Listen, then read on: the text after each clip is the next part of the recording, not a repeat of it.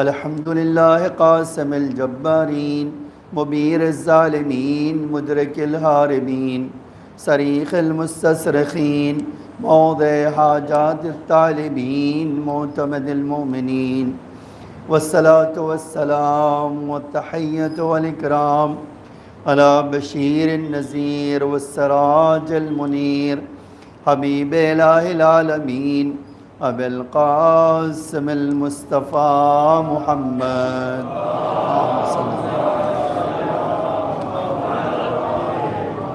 وعلى آلہ الطیبین الطاہرین المعصومین المظلومین الغر المیامین لا سیما الامام المبین بقیت اللہ فی الارضین الحجۃ الثانی عشر الامام المہدی المنتظر صلوات اللہ وسلامہ علیہ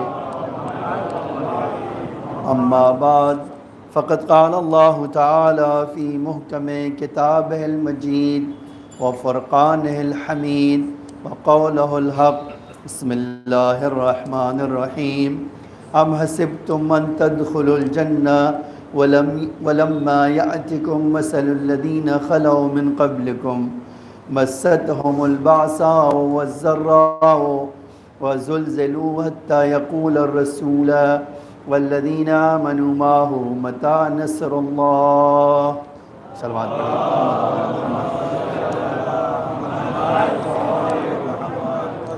سورہ بقرہ کی آیت نمبر 242 میں ارشاد ہوتا ہے، کیا انسان یہ سوچتا ہے کہ وہ جنت میں آسانی سے چلا جائے گا، جنت میں داخل ہو جائے گا؟ وَلَمَّا يَأْتِكُمْ، جبکہ ابھی اس مصیبت کا سامنا نہیں کیا ہے، مَثَلَ الَّذِينَ خَلَوْا مِن قَبْلِكُمْ، جو آپ سے پہلے دوسری قوموں نے کیا تھا، مَسَّتْهُمُ الْبَأْسَاءُ وَالضَّرَّاءُ، سختیاں اور درد ان سب کو جھیلنا ہوا، وَزُلْزَلُوا، اور اتنا جھیلنا ہوا کہ ہر ایک کے منہ سے چیخ نکل پڑی کہ اللہ کی نصرت کب آئے گی، اللہ کی مدد کب آئے گی۔ یہ آیت 214 نمبر کی ہے۔ اسی کے ضمن میں ایک بحث کرنا چاہتا ہوں۔ مولا نے ہمارے مولا علی علیہ السلام نے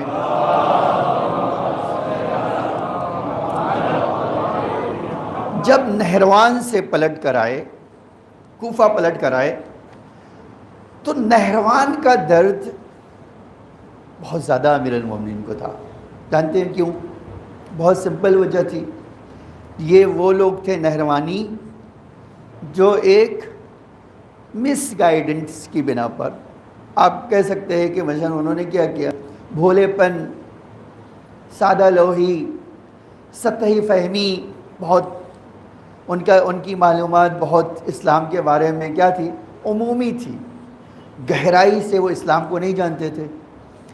ایک جو ہے شبہ نے ان کو علی علیہ السلام کا دشمن بنا دیا، جبکہ یہی لوگ وہ تھے جو صفین میں مولا کی طرف سے امیر شام سے لڑ رہے تھے۔ آپ اندازہ لگا سکتے، اب جب یہ امام کی فوج کا ایک ٹکڑا تھا اور امام سے الگ ہو گئے، اور اس حد تک الگ ہو گئے کہ دشمنی کیا، اور انہی میں سے ایک ملعون نے امام کو قتل بھی کیا۔ تو جب پلٹ کر آئے تو بہت زیادہ مولا کو درد تھا، اسی لیے جب مسجد کوفہ میں آئے اور نماز پڑھنے کے لیے نماز پڑھا تو تاریخ کہتی ہے کہ امام منبر پہ گئے تو اتنا روئے کہ امام کی آنکھوں سے آنسو کے قطرے جب گرتے تھے تو وہ زمین پر پڑ کر کسی اور کے اوپر چلے جاتے تھے، اتنا روئے۔ حتیٰ تاریخ میں ایک جملہ بڑا عجب ہے کہ اب امام کے آنسو کے قطرے کسی انسان کے اوپر بھی گئے، وہ جو قریب بیٹھے تھے ان کے اوپر بھی گئے، تو کہتے تھے مولا کا قطرہ، آنسوؤں کا قطرہ میرے وجود پہ پڑا ہے تو یقیناً یہ آنسو وہ ہے جو جہنم کی آگ بجھا دے گی، اور اس نے وہ قطرے میرے اوپر پڑے ہیں تو امام کے صدقے میں مجھے بھی اللہ جہنم سے آزاد کر دے گا۔ اس حد تک امام متاثر تھے، ٹھیک ہے۔ اس کے بعد ایک خطبہ دیا، وہ خطبہ سید رضی کہتے ہیں، اور جو شرح لکھنے والے نہج البلاغہ کی، وہ کہتے ہیں پورے نہج البلاغہ میں کوئی خطبہ نہ ہو، یہ خطبہ ساری دنیا کی اصلاح کے لیے کافی ہے۔ یہی جو امام نے اس کے بعد آ کر دیا ہے، ٹھیک ہے۔ میں اس کی آج ایک ہی سناتا ہوں کیونکہ ٹائم نہیں ہوگا، تو ایک ہی اس میں سناتا ہوں، انشاءاللہ کبھی اور وہ ذکر ہوگا۔ امام فرماتے ہیں لا تکن یا ایھا الناس، اے لوگو، لا تکن ممن یرجو الآخرہ بغیر عمل، اے لوگو، اے ایمان لانے والو، اے میرے دوستو، تم اپنے آپ کو ان لوگوں میں سے نہیں بنا لینا جو آخرت کی تمنا، جنت میں جانے کی، نعمتیں پانے کی اور کیا کیا تمنا کرتے ہیں، لیکن مفت میں، بغیر عمل کی۔ اسلام ہارڈ ورکنگ کا مذہب ہے۔ کوئی انسان کو اللہ چاہتا ہی نہیں کہ وہ طاقت بھر محنت نہ کرے، کوئی انسان کے لیے۔ اب آپ اندازہ کیجئے، اچھا اسی اسلام میں کاہل لوگ پیدا ہو جائے، سست لوگ پیدا ہو جائے، بیکار لوگ، باطل پرست لوگ، بے مقصد زندگی گزارنے والے لوگ، اور کہیں کہ ہم تو مولا کے چاہنے والے ہیں۔ امام کہتے نہیں، میرا چاہنے والا وہ نہیں ہے جو آخرت کی آس بغیر عمل کے لگائے ہوئے ہو۔ یہ نہیں ہو سکتا ہے، میرا نہیں ہو سکتا۔ اچھا اسی بات کو قرآن نے، جو میں نے سورہ بقرہ پڑھا، وہ یہی ہے، تم سخت دشوار زندگی گزارے بغیر کیسے سوچتے ہو کہ اللہ تمہیں جنت میں ڈال دے گا؟ اسی لیے فرماتے تھے، جانتے ہیں، ایک روزی، حلال روزی تلاش کرنا اتنا ہی ہے جیسے اللہ کی راہ میں تلوار لے کر جہاد کرے، ٹھیک ہے۔ اس کا مطلب کیا ہے؟ اس کا بہت مطلب ہے۔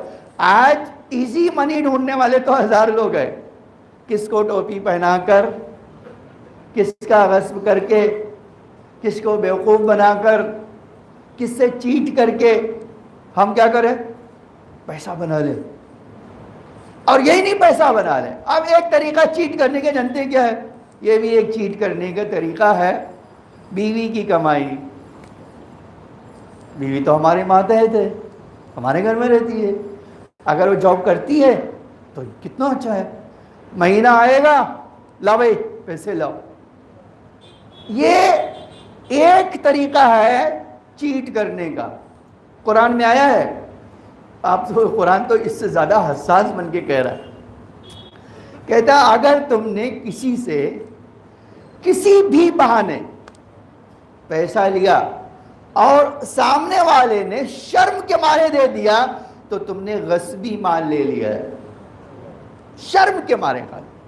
اچھا جانتے ہیں وہ اس کا مصداق کا بہت سارا مصداق ہے اس کا۔ ایک آدمی مثلا پہلے میں نے یہاں نہیں دیکھا لیکن بقیہ جگہ پر دیکھا، ایک سینی لے کے کھڑے ہو گئے، لاؤ بھائی محفل ہے، لائیے لائیے۔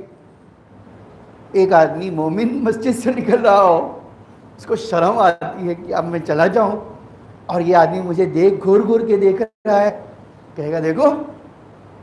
اب اس کیا کرتا ہے، اس کے پاس شرم کے مارے دیتا ہے۔ میں نے ایک سے کہا تھا پکڑ کے، میں نے کہا اس آدمی نے جو تمہیں دیا ہے نا، قیامت کے دن تمہیں یہ محفل میں حساب نہیں ہوگا، یہ غصبی پیسے میں سے حساب ہوگا جو تم نے لے لیا ہے اس سے،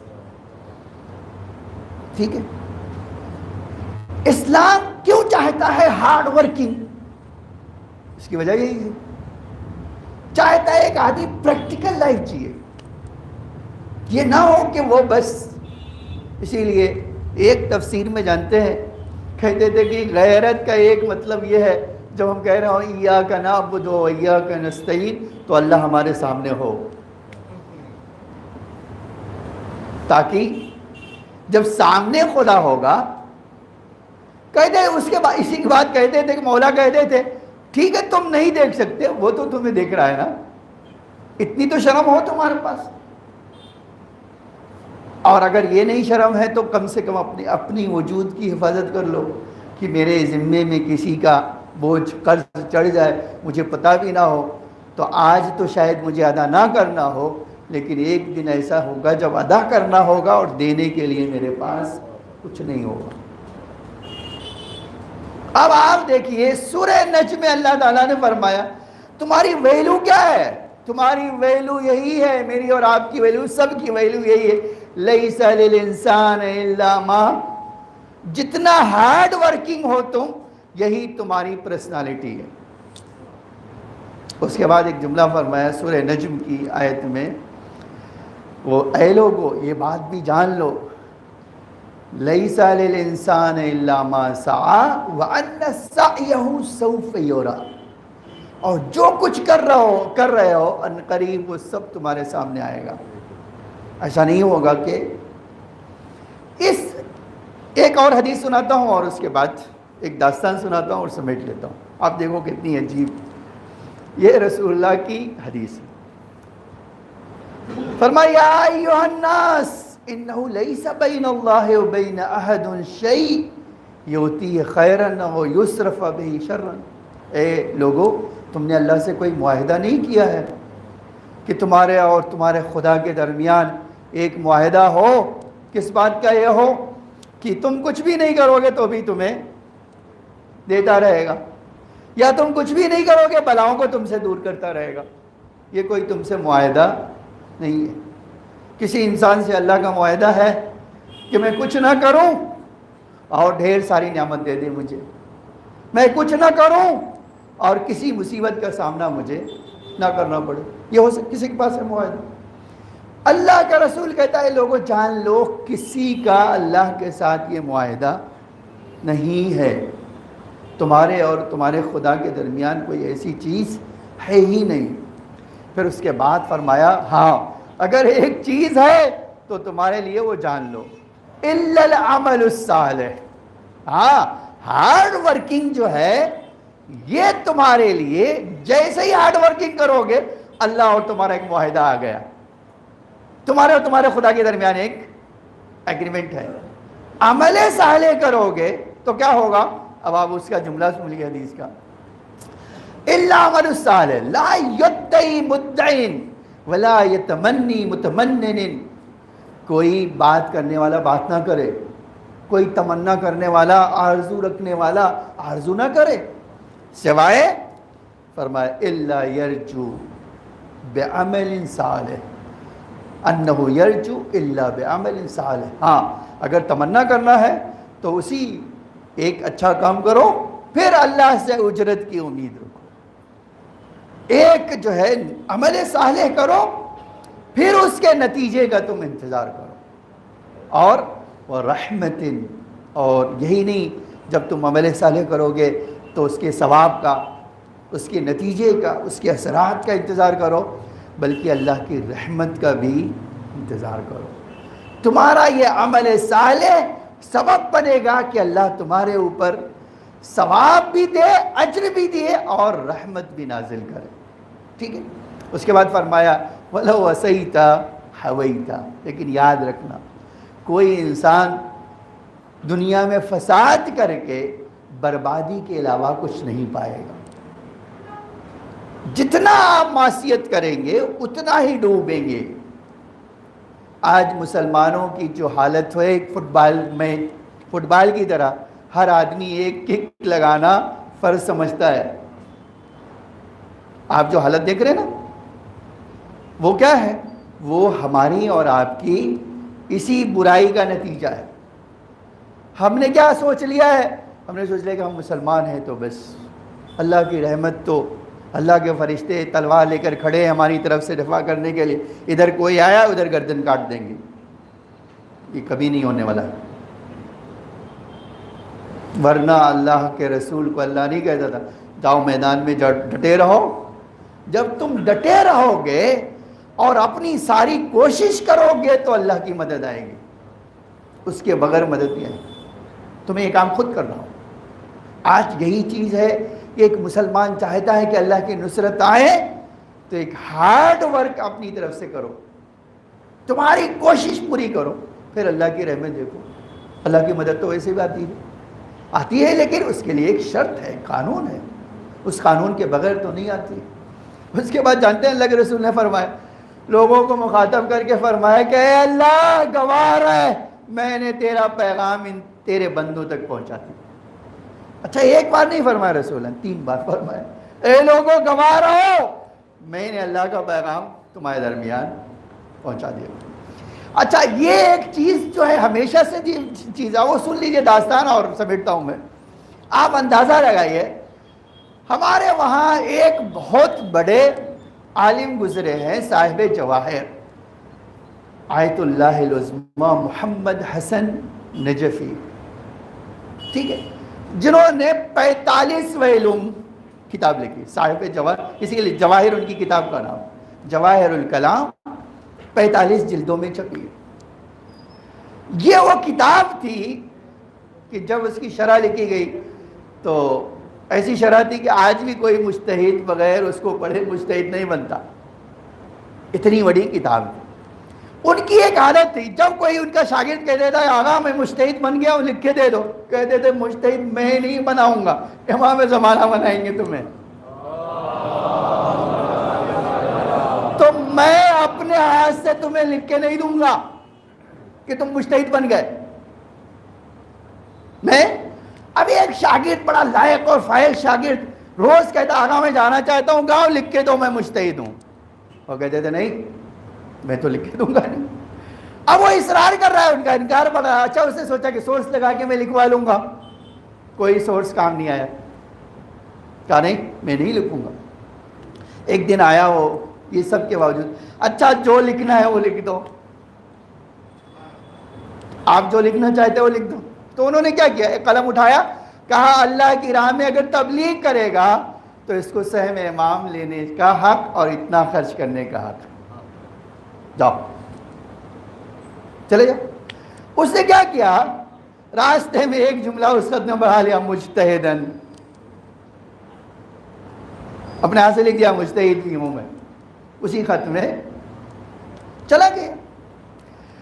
اب جب کسی گاؤں میں دیکھیے ایک تو ایک بڑا لیبل مل گیا نا، ٹیگ، آگا خط دکھا کے دیکھو کس نے مجھے لکھا ہے، عزت احترام اور پیسے بھی، ہر آدمی احترام کرتا تھا، پورا گاؤں جس گاؤں سے گزرتے تھے ان کے استقبال ہوتا تھا۔ آپ سوچ سکتے ہیں ایک بوڑھا ان کو دیکھتا تھا منہ پھیر لیتا تھا۔ اب دیکھیے کوئی سامنے آئے، ابھی میرے اور آپ کے سامنے کوئی آئے تو میں یا سلام کروں یا وہ سلام کرے گا، نہیں بھی کیا تو کم سے کم ایک اسمائل تو پاس کر ہی سکتے ہیں، ایک مسکراہٹ سے تبادلہ ہو جائے۔ ادھر اس نے دیکھا، ادھر منہ بنایا، کو بہت تعجب ہوتا، پورے گاؤں والے ہر آدمی میرے اس احترام میں، اور وہ بھی تاریخ نے عجب جملہ لکھا ہے، وہ موچی تھا جو بوڑھا منہ پھیر لیتا تھا ان سے، ایک موچی۔ تب تو اور ان کو تعجب ہوتا ہے، یہ آدمی اور میرے ساتھ ایسا کر رہا ہے جبکہ پورا شہر میری عزت اور احترام میں ڈوبا ہوا ہے۔ ایک دن یہ آگے بڑھے اور پوچھ ہی لیا انہوں نے، السلام علیکم، وعلیکم السلام، لیکن جیسے ہی وعلیکم السلام کہا اس سے ایک جملہ اور جوڑ دیا، وعلیکم السلام یا دھوکے باز۔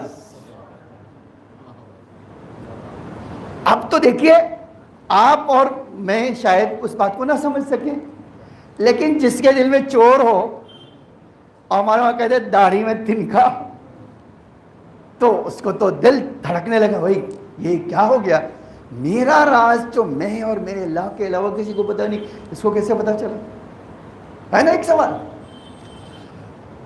اب اس دن تو لوگ تھے چلے گئے کہ ڈر کے مارے کہ اگر کچھ کہیں گے تو بول کھل جائے گی۔ ایک دن اس کے پاس گئے، بوڑھے کے پاس، آپ نے بہت عجیب خطاب ہمیں دیا ہے۔ تو کہا میں نے خطاب نہیں دیا ہے، امام زمانہ نے خطاب تمہیں دیا ہے، یہ مجھے میرے مولا نے بتایا ہے۔ اور یہ عجب جملہ امام نے کہا ہے، فرمایا میرے عبد الصالح کا خط اس آدمی نے کیا کیا، چین چیٹ کر دیا اس میں، یہ کس نے کہا؟ میرے مولا نے کہا، میں نے نہیں۔ اچھا کبھی کبھی اللہ جو ہے کہ ہدایت کرنا ہو تو یہ بھی ایک ہدایت ہے۔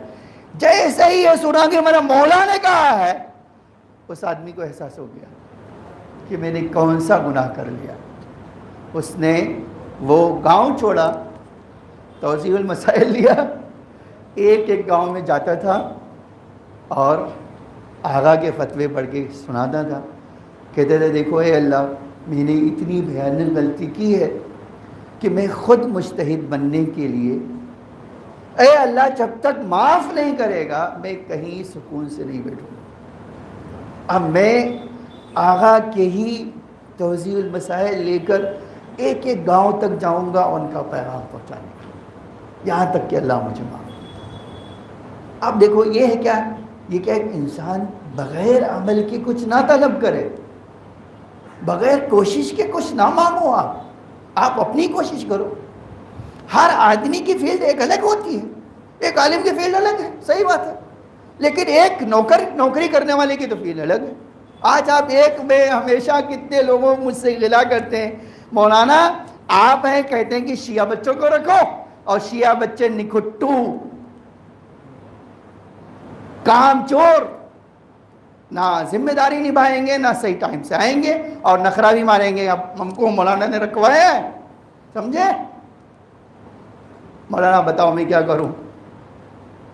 ہم کہتے ہیں کہ اللہ اور اسلام اور امام ہرگز کسی کو، امام فرماتے اے لوگو کبھی بھی جنت کی تمنا بغیر عمل کے نہ کرنا۔ عزیزان گرامی، یہ دور اور سخت دور ہے، یہ ہمیں اور آپ کو سمجھانا ہے، اپنے آپ کو بھی سمجھانا ہے، اپنے بچوں کو بھی سمجھانا ہے۔ یہ دور مشکل سے مشکل تر ہوتا جا رہا ہے۔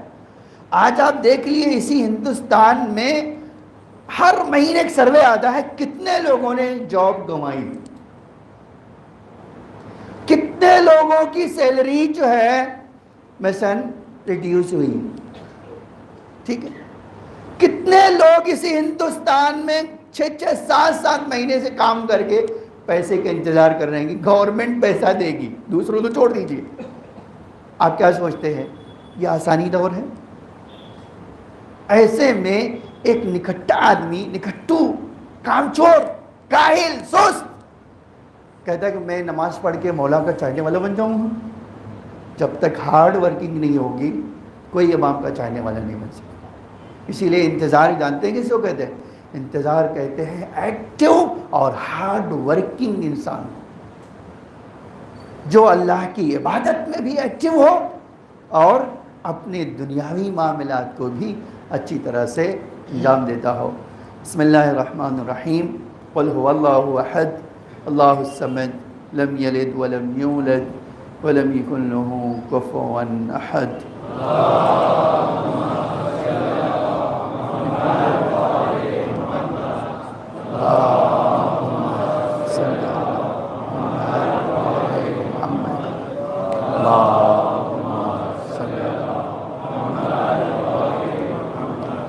لا حول ولا قوة إلا بالله العلي العظيم۔ أعوذ بالله السميع العليم من الشيطان الرجيم۔ بسم الله الرحمن الرحيم۔ الحمد لله الذي هدانا لهذا وما كنا لنهتدي لولا أن هدانا الله لقد جاءت رسول ربنا بالحق والصلاة والسلام والتحية والإكرام على بشير النذير والسراج المنير حبیب الہ العالمین ابو القاسم المصطفیٰ محمد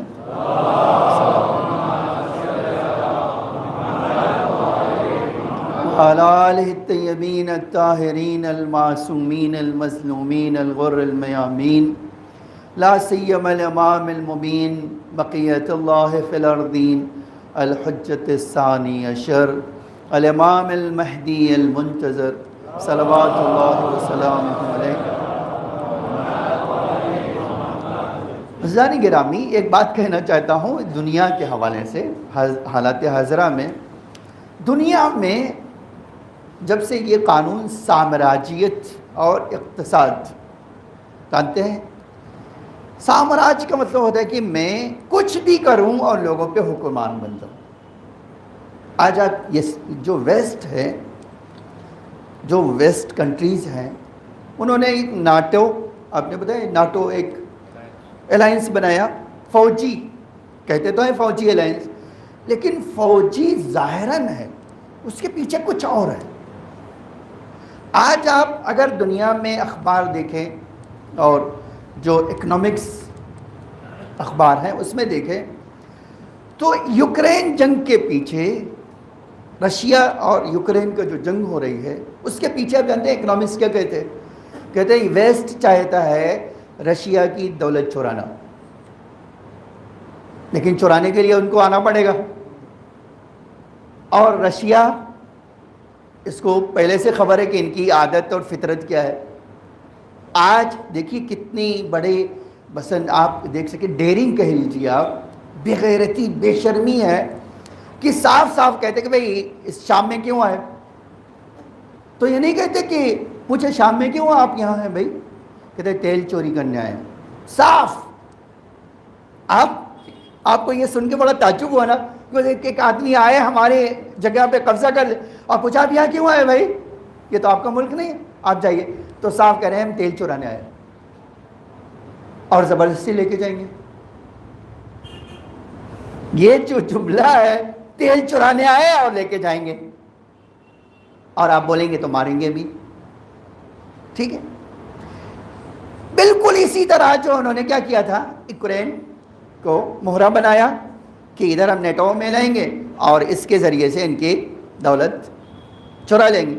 رشیا تھوڑا تیز نکلا، اس نے کہا تمہیں ہم پہلے اس ملک کے میں آنے سے پہلے اس کو ہی ختم کر دیں گے، آؤ۔ اور آج دوسرے ملکوں سے بھی کہہ رہا ہے جو ہمارے سرحد کے پاس ہیں، اگر وہ نیٹو میں گئے تو تمہیں یہاں ان کے آنے سے پہلے تمہیں ہم ماریں گے، اور نیٹو کو بھی ماریں گے۔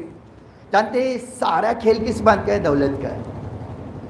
لیکن جانتے ہیں ایک چیز میں خالی کہہ دوں بات ختم کرتا، ہر تکلیف کے پیچھے اللہ کی ایک حکمت ہوتی ہے، ہر جنگ کے پیچھے ایک کیا حکمت ہوتی ہے۔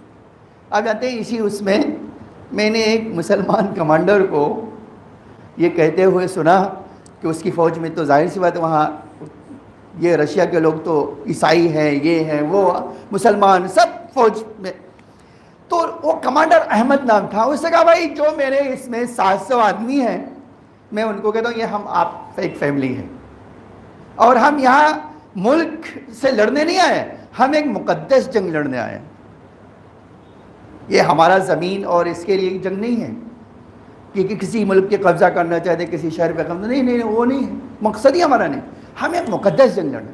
کہا اس کی وجہ کیا ہے؟ کہتے ایک طرف شیطان ہے، دوسری طرف رحمان ہے، ہم رحمان کے بندے ہیں، وہ شیطان لوگ۔ اور اسی کا جب بات گئے، کہا ہم امام مہدی کی فوج والے ہیں، اور جو عیسائی ہیں وہ حضرت عیسیٰ کی فوج میں شامل ہے یہاں، تو ہم ایک فیملی کے عنوان سے یہاں آئے ہیں، مقدس جو عیسائی ہے وہ امام مہدی کے پیچھے جناب عیسیٰ آئیں گے اور وہ ان کا فوجی سمجھ لے، میں احمد ہوں، میں اپنے آپ کو ان کا فوجی سمجھ لوں، آؤ ہم ایک ایسی مقدس جنگ لڑیں گے جس سے شیطان کو ہرا سکے۔ یہ جو مقصد ہے، دیکھیے یہ نہیں کہنا چاہتا وہ مسلمان اور شیعہ ہو گئے، اچھا ایک ہمارے لوگوں کی کیا خوبی ہے یا برائی ہے، بس کسی نے امام کا نام لیا تو بس ہم سمجھنے لگتے کہ وہ اس کا کلیان ہو گیا۔ نہیں، کلیان ہونے کے لیے تو ہارڈ ورکنگ کی ضرورت ہے، اور خالی ایک چیز سے کچھ نہیں ہونے والا ہے۔ لیکن یہ ضرور اس سے ہے کہ اہل بیت کا پیغام دھیرے دھیرے دھیرے ہی دنیا کے گوشے میں سنائی دے رہا ہے، اسے ہمیں امیدوار ہونا چاہیے، ہمارا مولا بس آنے ہی والا ہے، ہمیں مزید زیادہ سے زیادہ اپنی آمادگی بھی رکھنا، تاکہ جب مولا آئے تو ہمیں شرمندہ نہ ہونا پڑے۔ ہم یہ نہ کہیں مولا تھوڑا ٹائم دو تیاری کر لوں، ہم تیار رہیں، فرزند زہرا جس طرف سے آئیں گے آپ کا ویلکم کہیں گے۔ اللہم صلی علی محمد و آل محمد، اللہم صلی علی محمد عبدک و رسولک و صفیک و خیرتک بالقاسم المصطفى محمد۔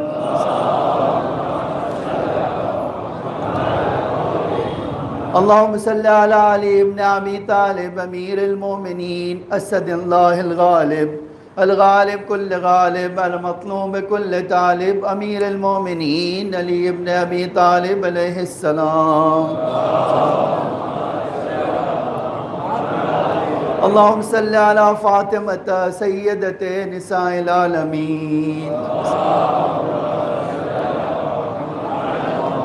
اللهم صل على الحسن والحسين سيد شباب أهل الجنة إمام المؤمنين.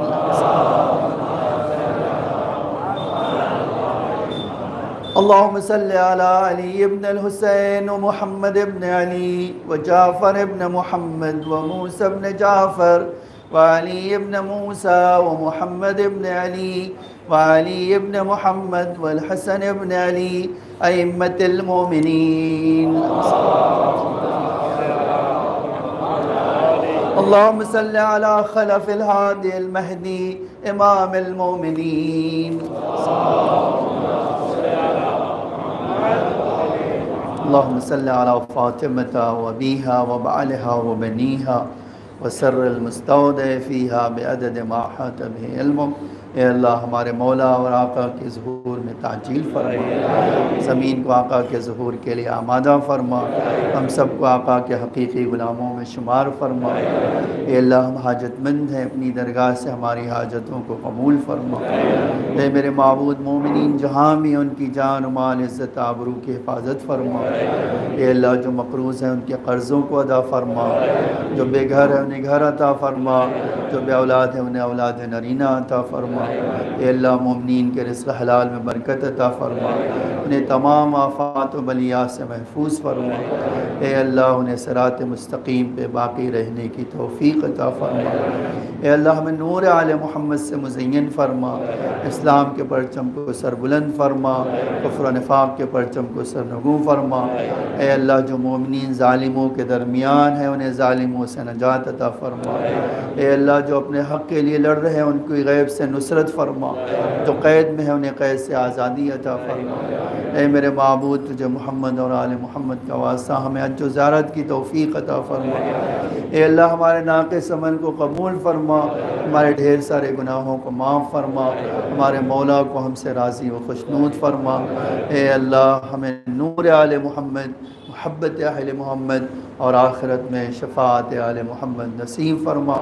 ان اللہ ملائکتہ یصلون علی النبی یا ایھا الذین آمنوا صلوا علیہ وسلموا تسلیما۔